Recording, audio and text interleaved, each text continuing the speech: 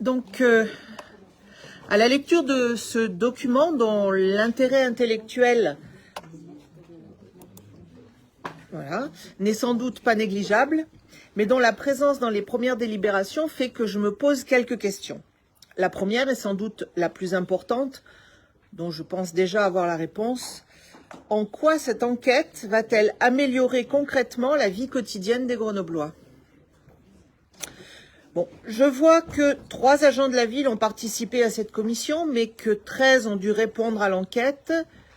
Ce document de plus de 50 pages a-t-il été rédigé par les 3 agents membres de la commission? Il y a aussi 2 chercheurs qui y ont participé. Je doute qu'ils aient travaillé bénévolement. Donc je me demande quel en est son coût total. Cette évaluation a porté sur des dispositifs éphémères, je cite, le comité de liaison citoyen Covid créé pour discuter des sujets liés à la crise sanitaire. Ça, discuter, vous savez faire. Les ateliers citoyens de redirection écologique dans lesquels les propositions pouvaient alimenter les projets politiques des secteurs. L'atelier de projet culture, censé prendre en compte les préconisations des habitants dans le projet municipal lié aux cultures. Quand on voit ce qu'a donné ce projet, on peut croire que les habitants n'ont pas vraiment été écoutés. Les conseils citoyens politiques de la ville, qui devaient associer les habitants des quartiers prioritaires aux instances de pilotage du contrat de ville. Je ne sais pas s'ils ont été entendus ou s'ils ne sont pas venus. Ce que je sais, c'est que les habitants de Villeneuve, par exemple, ont lancé plusieurs pétitions contre des projets municipaux et que là, malgré un grand nombre de signatures, ils n'ont pas été écoutés, ou du moins pas entendus. Je constate que l'analyse sociologique des personnes tirées au sort montre encore des disparités par rapport à ce que vous espériez, avec une surreprésentation de certaines catégories et une sous-représentation d'autres.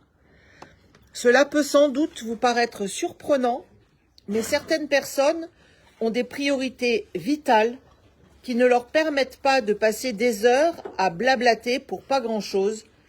Et bien sûr, ces personnes font souvent partie de des catégories sociales les plus précaires.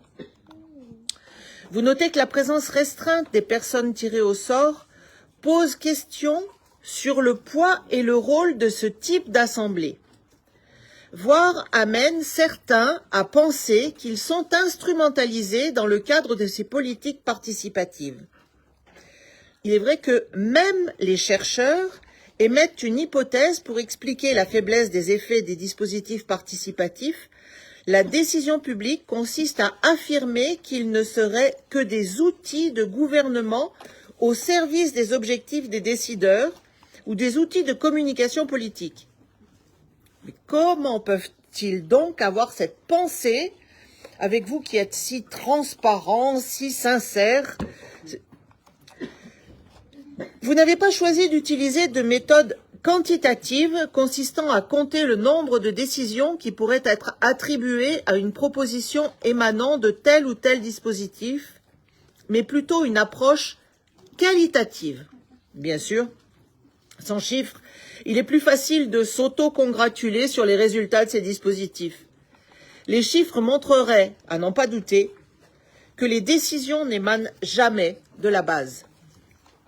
Vous écrivez d'ailleurs: les dispositifs ayant recours au tirage au sort ne semblent donc pas produire de nouvelles décisions et ne semblent pas non plus les modifier, mais renforcer certaines décisions en cours. Que dire de plus? Si ce n'est peut-être que ces dispositifs, tels que vous les mettez en place, ne servent pas à grand-chose, sinon à rien, et ne permettent pas aux citoyens de changer les choses. Comment dire? Ils font l'effet d'un pétard mouillé, mais un pétard mouillé qui coûte cher aux contribuables grenoblois.